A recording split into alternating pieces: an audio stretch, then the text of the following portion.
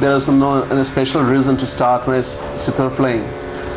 The only reason might be the family background, because my father used to play sitar. He learned from great musicians like Pandit Ravi Shankarji or Hitendra Mohan Sengupta, who was the prime disciple of Ustad Inayat Khan Sahib, and also with others like Durga Prasad Roy and the Prince of Tripura, Dahaljan, etc.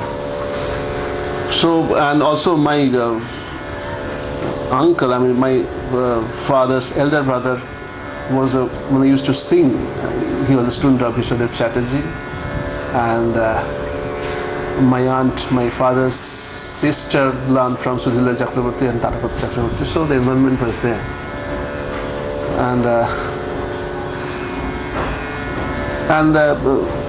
So I started playing. I don't remember any special reason why I started playing. And I started playing when I was around 6. But then I didn't like to play because sitar pains, when putting on the finger, it pains. So it was not that much of attractive. I knew that Pandit Ravi Shankarji was the top sitar player because my father was a disciple of Ravi Shankarji. So he was the only sitar player from me. So I used to listen a bit of Pandit Ravi Shankarji. And much later when I became much older, then I had the opportunity to listen to Ustad Bilal Khan Sahib. And slightly earlier I listened to Nikhil Banerjee. Anyway, so I used to play sitar, means playing like, like toying, not very seriously. But my father tried to teach me, but I didn't learn much. Then at some point he possibly thought that, okay, it's better to get this boy to somebody who's a real good musician. So at that time, of course, it was quite natural that he would find somebody belong to this Rampur Senia. Also, of course, my Guruji also belongs to Rampur Senia, means Ravi Shankarji and this kind of people. They call it Maya tradition. But Ravi Shankarji was out of India, Aliu Khan Sahib was not there. And then he thought that, okay, my teacher, Pandit Maestro, was staying nearby, he was in Jadavpur. We also lived in Jadavpur, my teacher, Pandit Maestro was quite approachable. I was quite young at that time, so it was good also to be somebody who was near home. And Radhikaman Maestro was a person, the top person, best person available at that time in Calcutta. So my father, and that was what I was told. That was my father's idea, that he was the top person, best person in Calcutta. So he approached him, and he was kind enough to accept me as his student. And later, possibly, he accepted me as his disciple. At that time, initially, nobody accepts anybody as disciple. I don't believe it. So much later, when acquaintances becomes, close and intense, then somebody becomes somebody's disciple.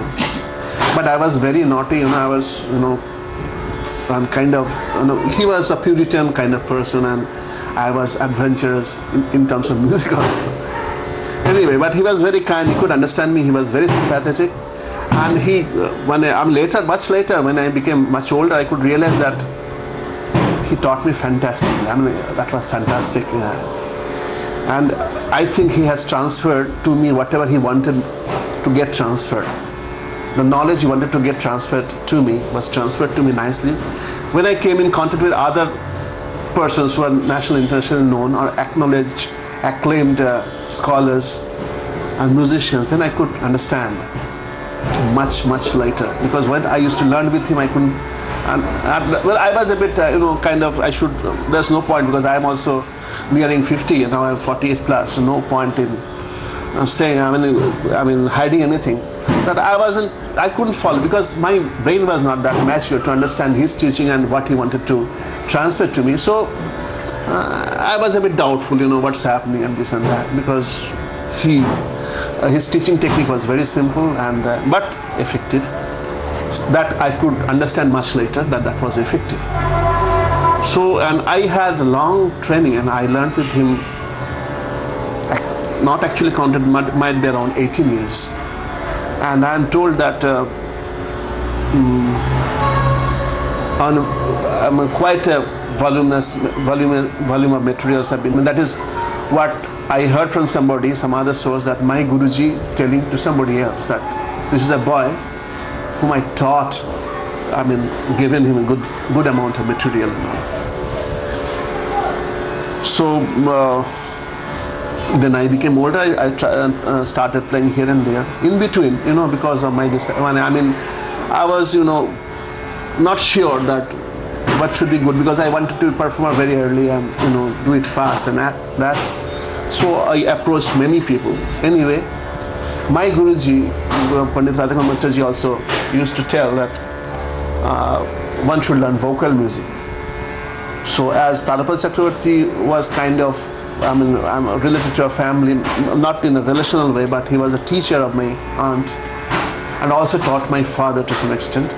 So we approached him, my father approached him, and later and he turned down because of some reasons what I don't want to disclose at this point of time. But Tarapal Chakravarti said that it is better that he should wait for some time and this and that. So later Tarapal passed away, and then I became close to Manusda. And it was almost Manusda is Tarapal Chakravarti's son, Pandit Manas Chakravarti, who is now on top of the line vocalist. So firstly I became friends. We became friends, and I requested him a few times that why don't you teach me and all. So he avoided. Again, for a reason that I don't tell now. Then later, after say 1 year or so, he agreed to teach me, and he taught me with all the love and affection, and I learned with him a few years. Then it was 1981 when I got a job at Kharagar University. Indira Kalasangat Vishwavidyalaya. That is now only music and fine arts university in the country at that time. So I joined as lecturer in March. So I had to leave Calcutta and go there. And there I found, Dr. M.R. Gautam was the vice chancellor. M.R. Gautam was a real learned person. He learned with a number of top of the line vocalists of Agra Gharana, and he also learned with learned to me singing and this and that. He has a fantastic repertoire. Also, he's a musicologist. So my Guruji, Radhababu suggested that I should learn with him. So I started learning with him. I learned a few rare ragas with him, and he was also affectionate. Then his term completed and he left Kharagar. Then I played for some time. Then after, in between, Guruji died the same year, unfortunately, 81 in December. So, that part unfortunately was over. I'm learning with Guruji. But now I understand that was fantastic. Really, he has really transferred. Whatever I feel I required, whatever knowledge, fantastic knowledge transfer. Anyway, I don't remember the year, maybe 87. Bimlendra Mukherjee, Pandit Bimlendra Mukherjee became the vice chancellor of the university, Kharagar University. Then after 6-7 months after his joining, we became close. Because, apparently I was a good performer at the Kharagar, one of the best musicians. Of course, there were others. Jagdishji was there, Jagdish Prasadji was there, and Amarnath Mallik was there. Others were there. V.C. Rande was there as a good violinist. But I was a young, recognized performer in that area. So we became close. Mukherjee Sahab and I became close. And I asked him that how to do the Jawari. He was a fantastic person. I wish that all the music students have the opportunity to meet such a profound personality. So I asked him to do the Jawari. Then he told me, "Oh, why don't you bring your sitar?" Then I got my sitar, picked my sitar, and went to him. And he did the Jawari on the sitar, then gave it to me to play.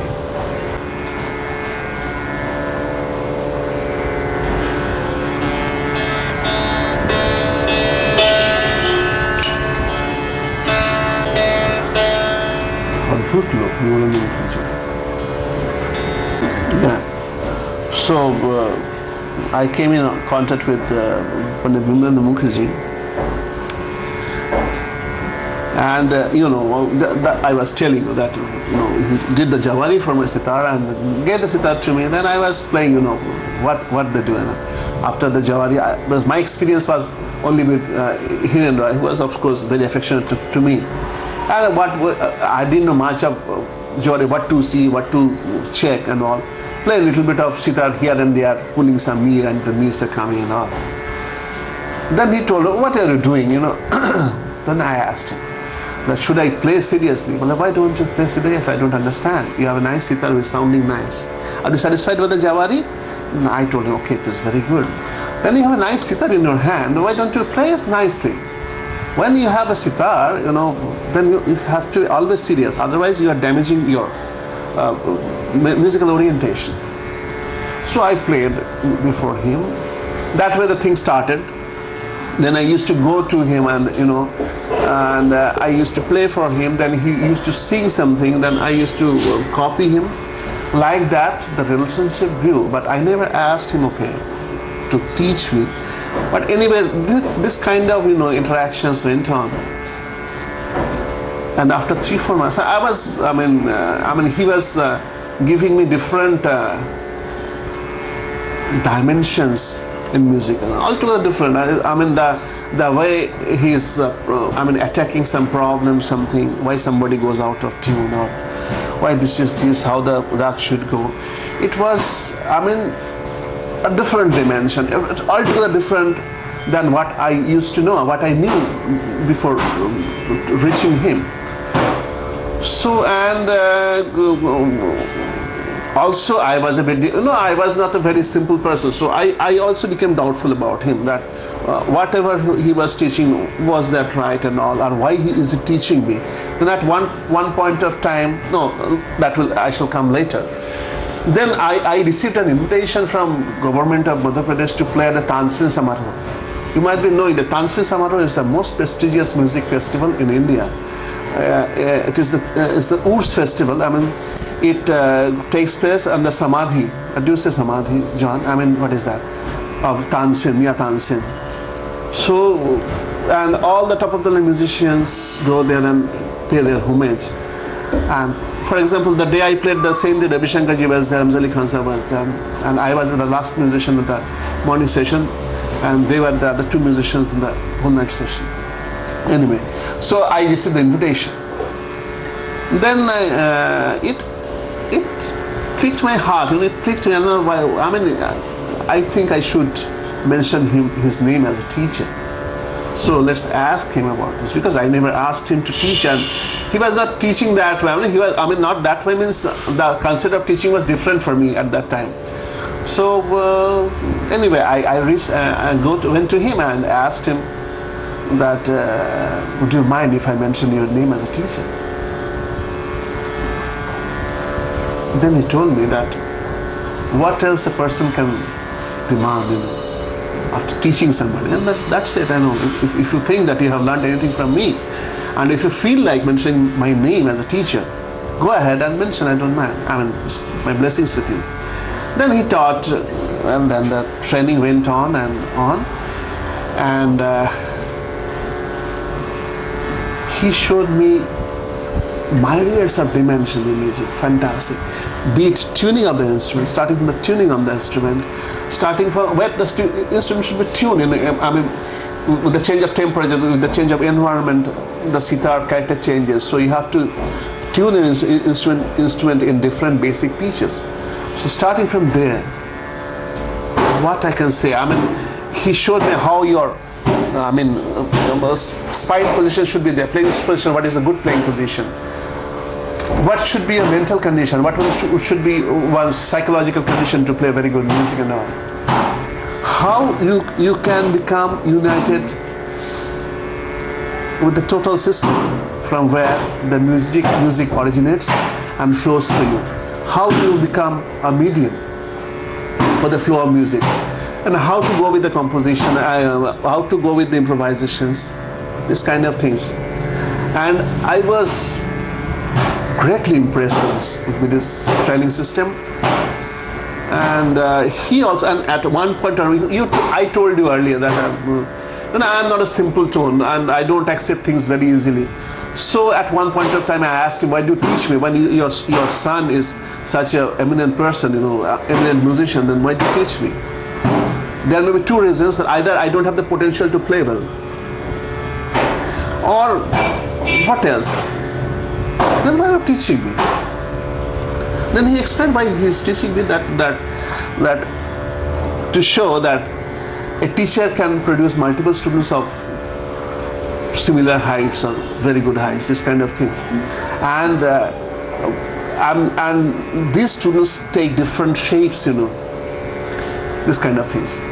So I was satisfied with the explanation, and later I found out, he showed me all types of different techniques that I didn't know. Many. I can tell you how much. That is from the taken from the psychological level, and this pure, live level. What do you say? How to deal with the instrument and all, technical level. So, and he also taught me a few compositions and how to do that. Many things. Simple to complex, simple to very complex. But the main teaching was maybe that how you really make art pieces, real aesthetically good pieces. How you really make it aesthetically acceptable. And how you can solve problems. Problems means aesthetical problems, musical problems. How you attack a problem. So he also taught me how to teach. I find him a teacher with a very exceptional understanding, who understands the music to the core, and who can understand the student from the core. So I have a whole world of regard for him. Then and his term, he suffered 2 terms as vice chancellor. So I got him for 3-4 years, but 3-4 years is not a very big time for Indian classical music. But I must tell you that he used to teach me 4 days a week, 3 hours a day. That means 12 hours a week. That's for no money, nothing. Only thing is he wanted. Somebody asked him that what is your contribution to Karagar University? He told he told that I taught Sanjay. So that is his contribution. Actually, his idea was that I am teaching this person, so he will ultimately teach others. That will the society get enriched. That kind of thing.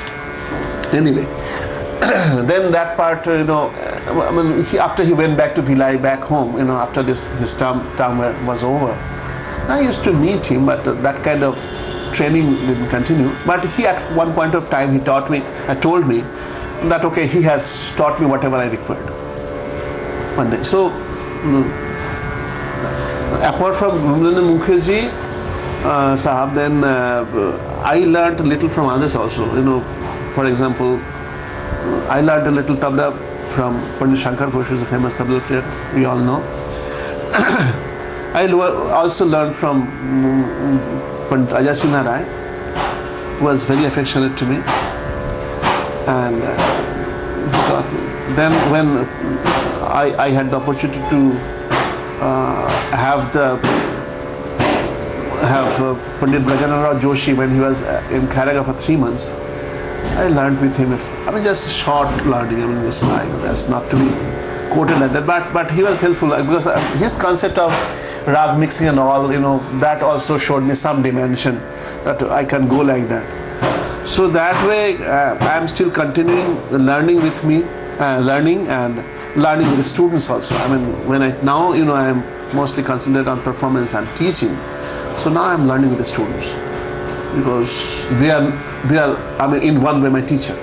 They have become my teachers now because they are some problems are posing some problem, and I'm trying to get them solved. So that way I'm learning, and I think every day I'm learning. The process is on. I think that's in short about my learning. What else you want, John?